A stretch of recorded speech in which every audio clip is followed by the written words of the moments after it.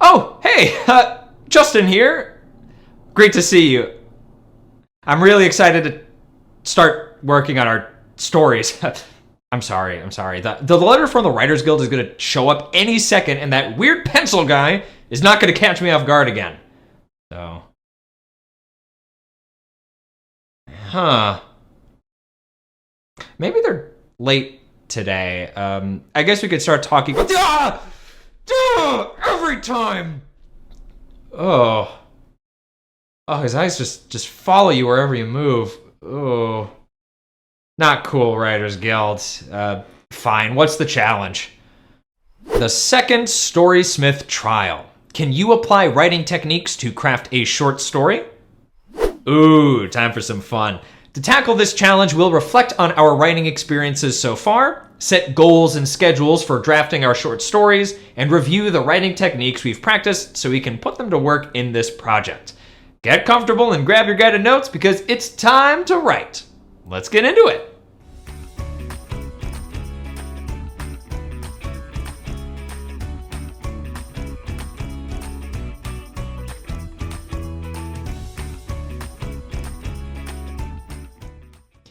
Now, as we've written throughout this course, we've explored a lot of writing techniques.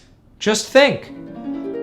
From crafting expressive dialogue and details to create indirect characterization, to carefully choosing words and imagery to set the right mood for the reader, and using the sound of language and artistic aspects of formatting to convey emotions. We've mastered plenty of writing tools that we can use to tell our short stories. As we start writing our first drafts, we want to actively focus on using those writing techniques. Because we have limited space in short stories, we want to take every opportunity we can to impact the reader.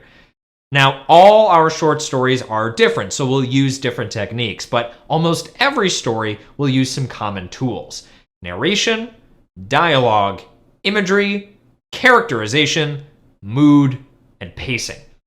It's been a minute since we talked about some of those terms, so let's do a quick review. In your guided notes, consider these writing techniques. For each, complete one review option, whether that's writing a quick definition, jotting down any related topics, or even creating a simple example. Of course, knowing what these terms mean is only part of the picture. As writers, we also want to know how to use them. For that, check out the self-reflection survey in your guided notes. First, look over each definition to check the answers you wrote on the previous page. Then use the checkboxes to rank your familiarity with each technique. Maybe you're still working on some while you've got others down, and maybe some you've mastered well enough to even teach to other writers. Pause to complete the survey. Okay, so we've taken stock of our writing skills, where we feel confident and where there's room to improve. We can use those reflections to set personal goals to focus on as we start writing our stories. Maybe you want to choose a technique you are less familiar with so you can practice it. Like, if you're still working on writing dialogue, maybe you want to focus on that skill in this story. Or you could choose a technique you're already confident with and focus on making it shine. Like, if you feel like you've mastered imagery, maybe you want to showcase that by making your story especially imagery rich. Use your guided notes to set a personal goal for using a writing technique in this story. You could choose one of the provided options or write your own. As you write, use that goal to guide you so that every word impacts your reader.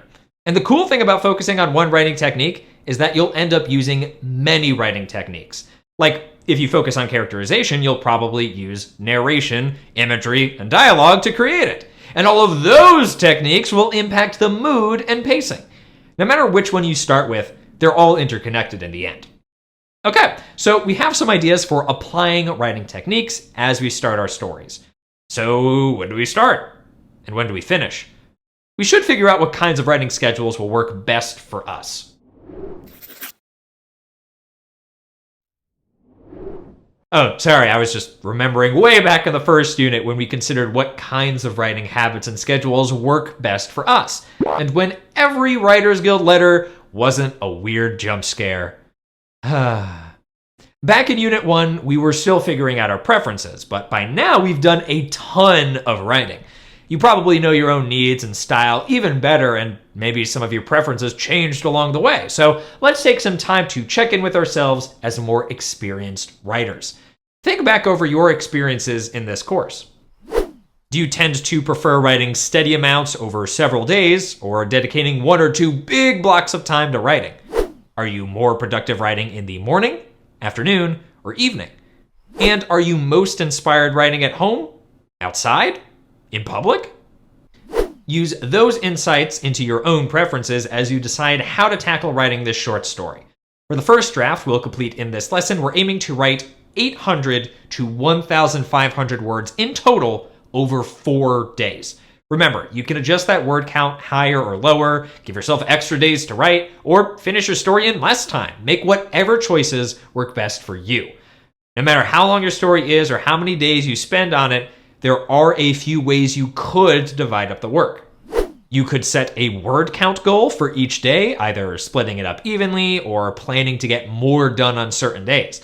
This approach works well if you like measurable goals. Knowing the exact target for each day can keep you motivated and on track without feeling overwhelming. Or you might plan to write specific scenes or story sections each day. This method can be helpful if you think of your story in distinct parts.